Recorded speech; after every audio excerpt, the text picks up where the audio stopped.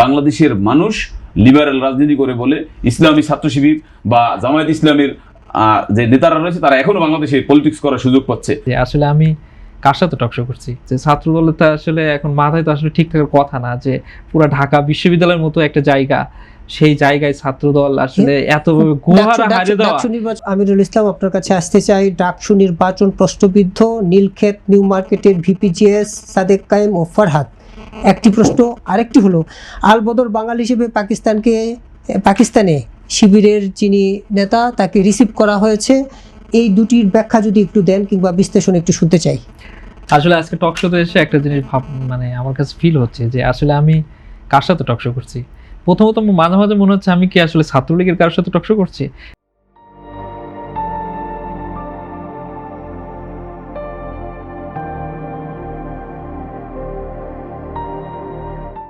কারণ ছাত্রলীগ যা যা বলতো দেখলাম ভাই তাই তাই বলতেছে, এটা একটা সাইড। দ্বিতীয় মনে হচ্ছে আমি কি আসলে মানে এখানে কি জামাত বিএনপি পড়ছে, যে ভাই যা বলতেছে দেখুন জামাতকে ইন্ডিকেট করে বলছে। এখানে ছাত্র শিবির আর জামাতের মধ্যে একটা ডিফারেন্স আছে। ছাত্র শিবির একটা আলাদা স্বতন্ত্র সংগঠন এবং জামাত একটা আলাদা স্বতন্ত্র। জামাতেরই তো ছাত্র সংগঠন। জামাত হচ্ছে জামাতের যে আমরা যে জামাত চালাই এইরকম ধরনের কোন ঢাকা মহানগরের এইরকম বলার সুযোগ নাই। একটা জায়গায় আমাদের সাথে মানে জামাত ইসলামের সাথে আমাদের খুবই মিল আছে। জামাত ইসলাম যে আইডিওলজিটাকে ডিল করে ছাত্র শিবিরের এই আইডিওলজিক্যাল জায়গা থেকে আমাদের কাছাকাছি, সুতরাং হচ্ছে আমাদের নেতৃবৃন্দ ওখানেই দেখাচ্ছি ইনক্লুড হয়, এটাই। তো এটা আমি পরে আলোচনা। তবে আমার কাছে ফিল হয়েছে যে আসলে আমি কি আসলে মনে হচ্ছে জামাতের একজন প্রতিনিধি আর ভাই হচ্ছে বিএনপির একজন প্রতিনিধি, আমরা আসছি টকশো করতে, সেইভাবেই আলাপ চলতেছে। ভাই কিছু কথা বলছে। প্রথম হচ্ছে ভাই আছে মৌদুদিবাদ বলে একটা শব্দ ইউজ করছে। আসলে আমি শিওর মানে যে ভাই আসলে মৌদুদিবাদ কি, আসলে কোনো পৃথিবীতে মৌদুদিবাদ আছে কিনা বা এইরকম কোনো কিছু আসলে উনি আসলে জানেন না আসলে, ঠিক আছে।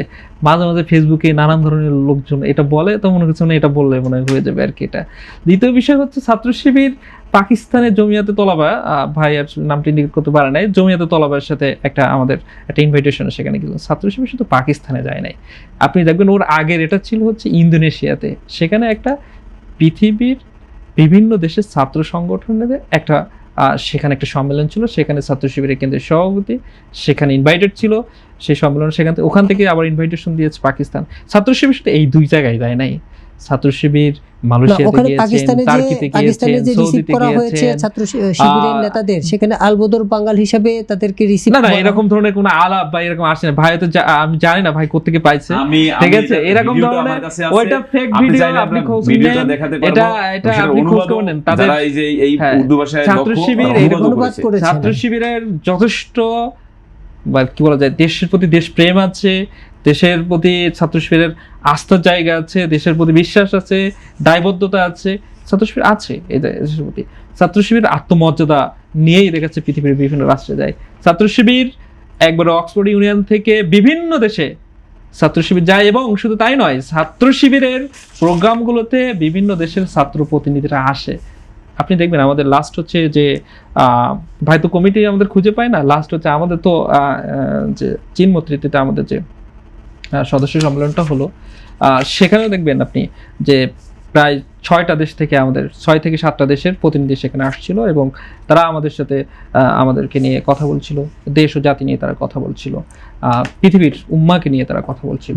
তো ছাত্র শিবির ইন্টারন্যাশনালি অনেক বেশি কানেক্টেড, বিভিন্ন দেশের ছাত্র সংগঠনের সাথে ছাত্র শিবিরের অনেক বেশি যোগাযোগ আছে, তাদের সাথে বৈশ্বিকভাবে কিভাবে পৃথিবী সামনে এগিয়ে যাবে সেটাও নিয়েও ছাত্র শিবির নানান ধরনের চিন্তা করে। যেহেতু ছাত্র শিবিরের এই জায়গাটা সংকুচিত বাংলাদেশ যে বাংলাদেশের প্রতিনিধি হিসাবে, তো ছাত্র শিবির তার জায়গা থেকে যতটুকু তার চিন্তা দেওয়া দরকার বা দেওয়ার সুযোগ আছে ততটুকু ছাত্র শিবির কানেক্ট করার চেষ্টা করে।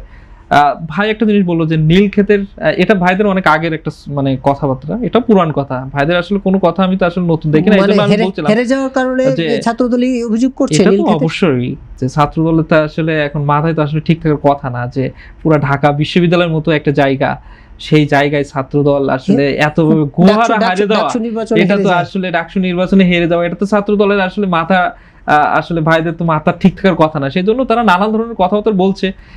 তবে সাধারণ শিক্ষাতে এগুলো নিয়ে মজা লয় আর কি, সাধারণ শিক্ষার্থীরা মজা লাগে, এটা আমরাও দেখি। তাহলে আপনি সেজন্য আমরা আপনি আসলে এই বলছেন যে বিষয়টা এমন নির্বাচন ফ্রি ফেয়ার ক্রেডিবল এবং অবশ্যই, পার্টিসিপেটরি হয়েছে। শুধু তাই নয়, আপনি দেখেন ডাকসুর ইতিহাসে হয়তো এটাই সবচেয়ে বেশি ফ্রি ফেয়ার নির্বাচন হয়েছে।